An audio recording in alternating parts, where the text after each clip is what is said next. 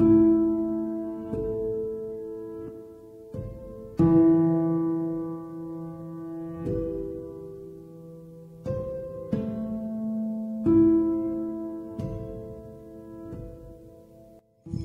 स्वागत तुमचं आपल्या नवीन एका व्हिडिओमध्ये। मित्रांनो, हा व्हिडिओ याला खूप लेट झालेला आहे हे मला माहीत आहे, पण नागादेवीची यात्रा होती त्यानिमित्त तो व्हिडिओ अपलोड करायचा होता, त्यामुळे त्या व्हिडिओवर काम चालू असल्यामुळे हा व्हिडिओ लेट झाला आहे। मित्रांनो, आधी आपण धर्मवीर गडावर जाऊन आलेलो आहे, तसेच तुळापूरला पण आपण जाऊन आलेलो आहे। आता आपण आलेलो आहे वड बुद्रुक येथे। तर मित्रांनो, ते दोन्ही व्हिडिओ मी आधीच अपलोड केलेले आहे, त्याची लिंक मी डिस्क्रिप्शनमध्ये नक्कीच देईन, ते तुम्ही व्हिडिओ नक्की पहा। तर चला मित्रांनो, आता वड बुद्रुकमध्ये काय तुम्हाला पाहायला मिळणार आहे हे मी तुम्हाला दाखवतो या व्हिडिओच्या माध्यमातून। तर चला मित्रांनो, आता आपल्याला जे दिसत आहे ती वड बुद्रुकची कमान आहे आणि याच कमानीच्या आतून आपल्याला आता जायचे आहे। जाण्यासाठी इथे तुम्हाला इथे बोर्ड पण पाहायला मिळतील आणि त्या बोर्डनुसारच तुम्ही गाडी तुमची कोणतीही घेऊन आलेला असेल त्यानुसार तुम्हाला तिथे जायला मदत होईल। तर मित्रांनो, हे पहा, आता आपण इथे आलेलो आहे आणि आज जाऊन बाकीच्या गोष्टी काय ते तुम्हाला मी आता सांगतो। त्या गेटमधून समोर आल्यानंतर ही समोर दिसते श्री छत्रपती संभाजी महाराज यांचे स्मारक। या स्मारकाकडे येतानाच आपल्याला उजव्या साईडला छत्रपती धर्मवीर संभाजी महाराज यांची समाधी तसेच कवी कलश यांची समाधी पाहायला मिळते। तर आधी आपण स्मारकाकडे गेलेलो आहे आणि आधी स्मारकाचे दर्शन घेतले। आता इथले थोडेसे तुम्हाला जे दृश्य आहे ते दाखवतो आणि नंतर आपण समाधीकडे जाऊया।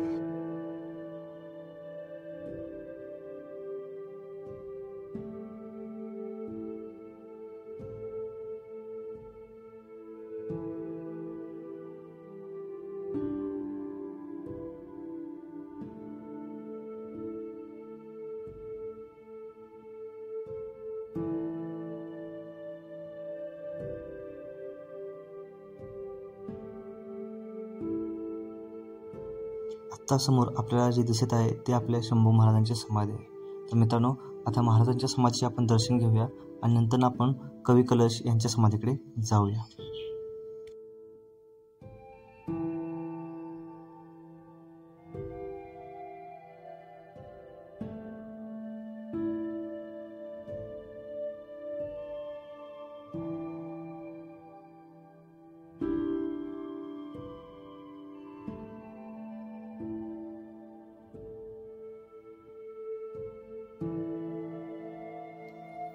छत्रपती संभाजी महाराज यांच्यासोबत कायम असणारे त्यांचे परम मित्र चंदोकामात्य म्हणजेच कवी कलश यांची समाधी आता आपण पाहत आहोत।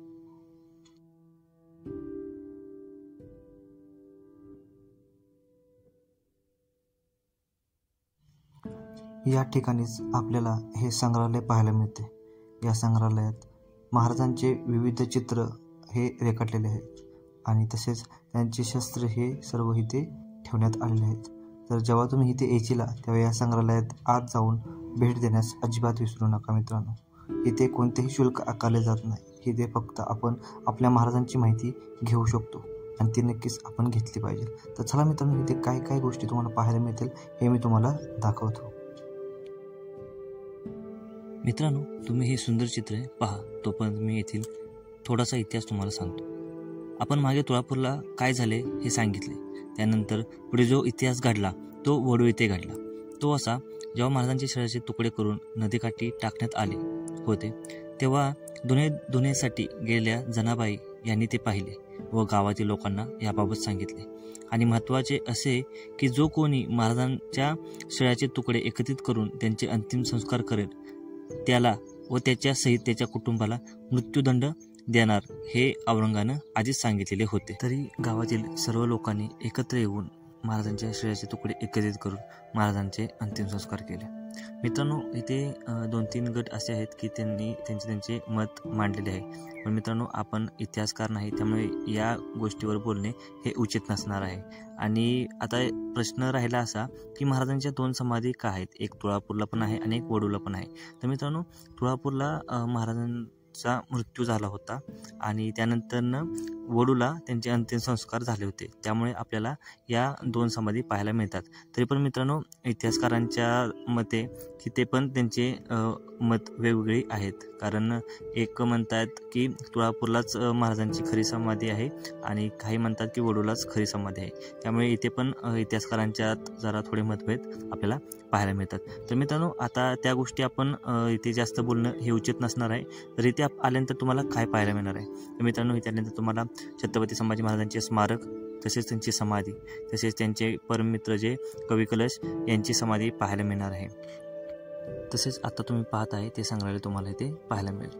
मित्रांनो, तुळापूरला आल्यानंतर तसेच तुम्हाला इथून फक्त 14 ते 15 किलोमीटरवर वडू बुद्रुक हे पाहायला मिळणार आहे. त्यामुळे तुळापूरला आल्यानंतर नक्कीच वडू बुद्रुकला पण यायला विसरू नका मित्रांनो, कारण महाराजांची इथे पण तुम्हाला समाधी पाहायला मिळणार आहे.